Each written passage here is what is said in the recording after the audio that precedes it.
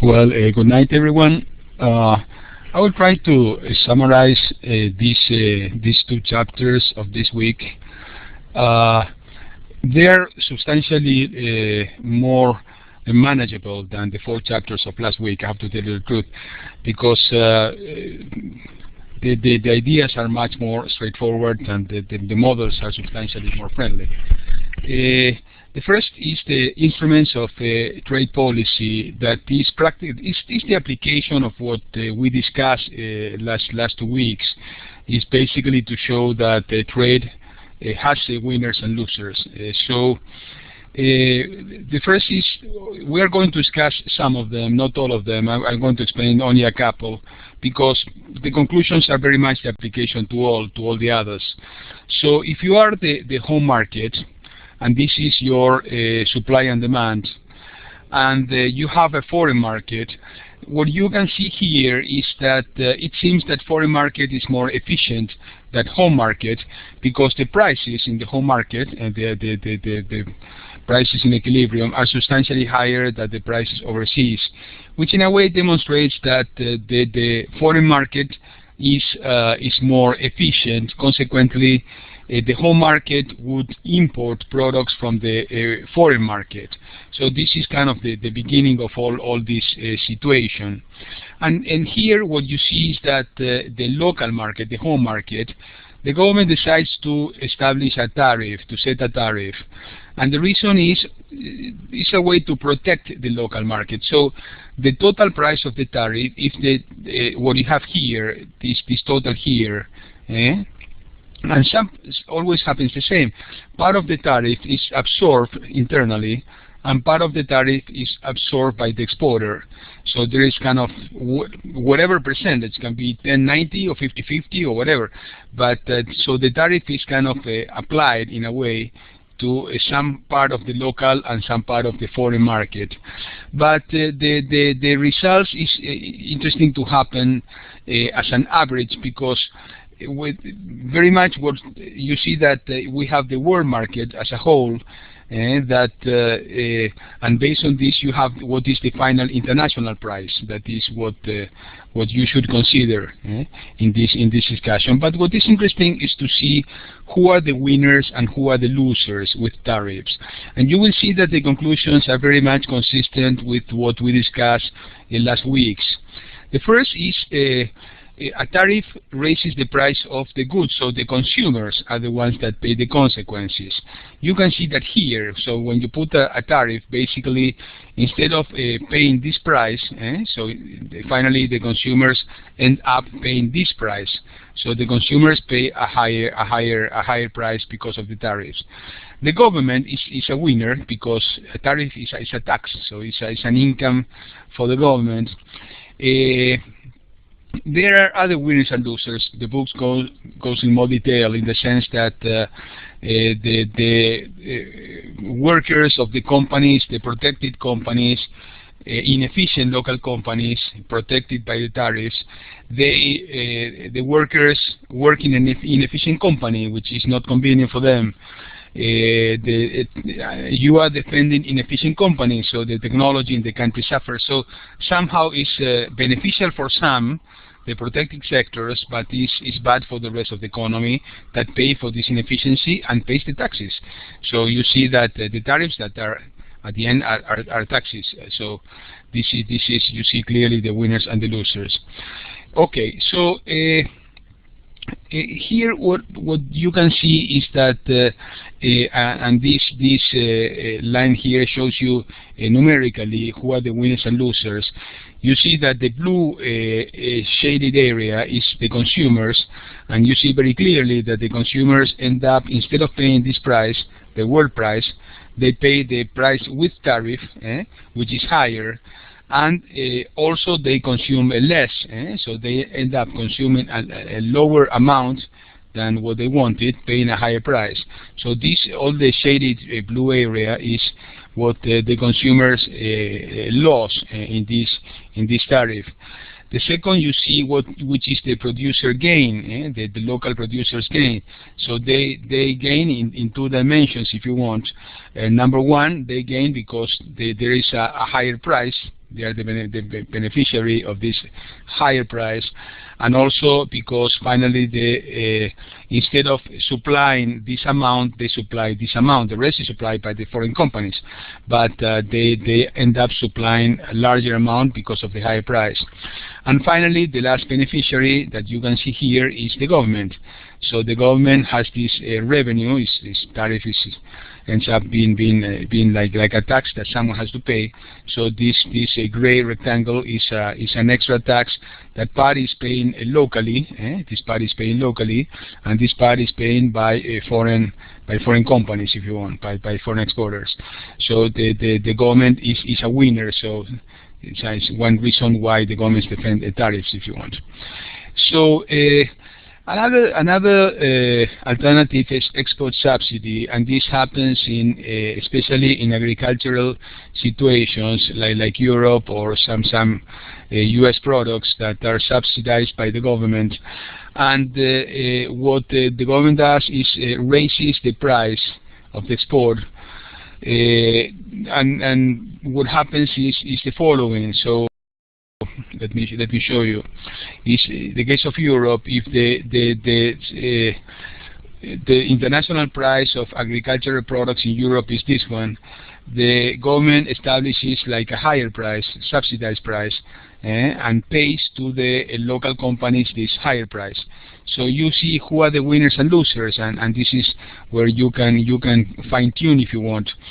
So if you see that the producer has a gain, that is all this blue area here, because they supply more and with a higher price that they are exporting a big part, and also the consumer suffers because the consumer is because of the higher price in the local market, they end up consuming less and paying more. So definitely the consumer has a loss here, and the government has to pay the subsidy. So this is negative for the government, because the government has to pay the difference between the price without subsidy versus the price with subsidy.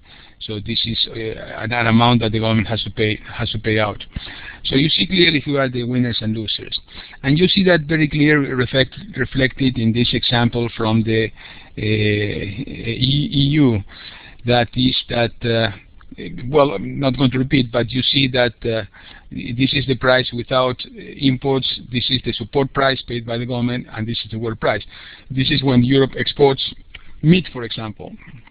So it's clearly subsidized by the government. It's kind of an unfair competition for foreign countries, no? That they cannot compete based on this subsidy provided by the government.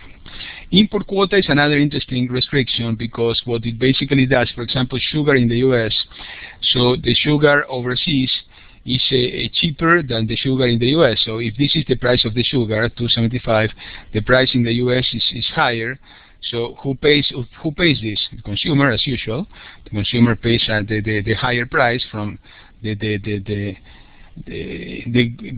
world price. World price would be the price that the consumer would pay without tariffs. So that would be, but with the quotas, the price goes up, because the supply is lower. Consequently, the price ends up being higher.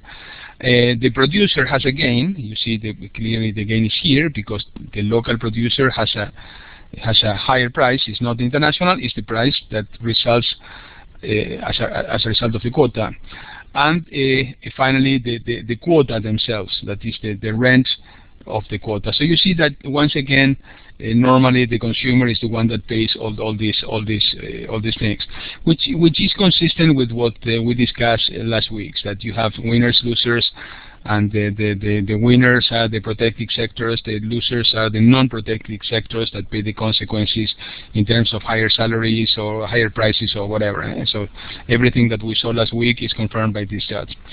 The rest of the discussion is kind of more, if you want, general discussion about what are the pros and cons of free trade.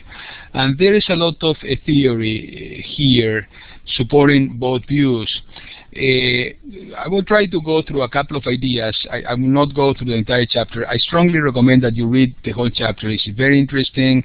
It will give you a lot of insights for you and will help you to understand why some countries that defended their borders, like typically developing nations that tend to have more protecting laws, they produce a lot of inefficiencies in the countries, and they produce a lot of inequalities, like people in big cities that get some subsidy from the agricultural exporters, so there's a transfer of wealth from agricultural sectors to civilian sectors. This is very interesting. This is a chapter that you will get a lot of insights. So let me try to summarize these ideas.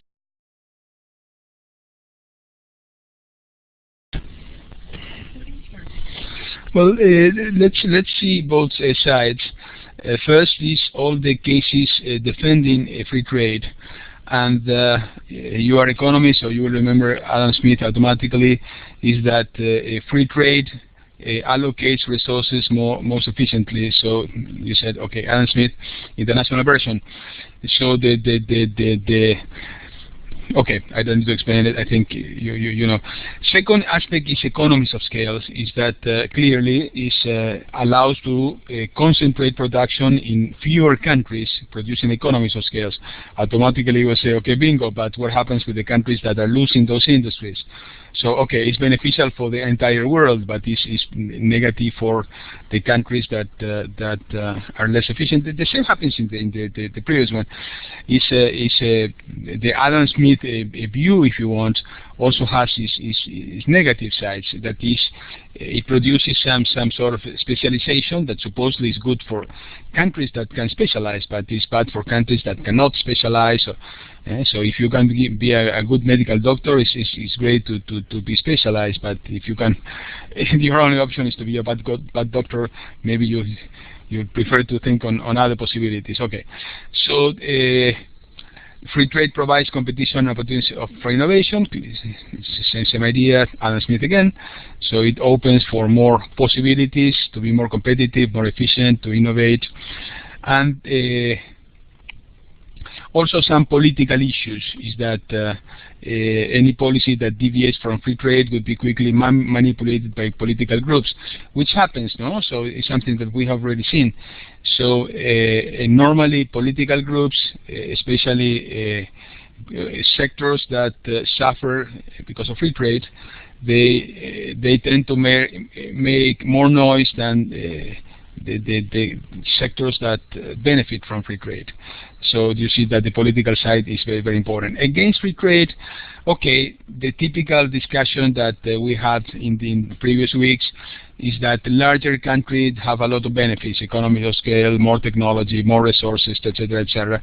And whenever they become more international, the countries that don't have those efficiencies, it's obvious that they are going to suffer. The terms of trade will fall because of this. Okay, I think all of this is kind of very, very obvious for you, so I prefer just to skip it. Okay, market failures, monopolies. This is what we discussed last week. So if you have monopolies or monopolistic situations, free trade doesn't work because you are protecting like a specific sector. For example, Boeing. So Boeing is like an international monopoly. So as long as you defend the monopoly, they can charge monopolistic prices, and that's not beneficial for the countries that. And as Boeing, there are many industries that like electronics or whatever. Okay, let me go fast. I think all these ideas are very obvious. Technological benefits for the sectors that have that technology, but it's bad for the countries that do not have that technology.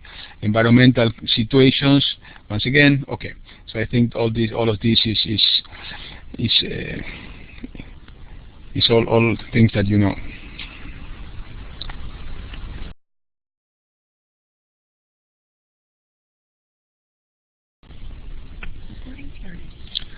Okay, just to conclude, you have in the book another thing that seems more political science than economics, but I think this chapter, that's interesting about this chapter, is that there are like different political reasons why free trade becomes successful. First is what is called the median voter.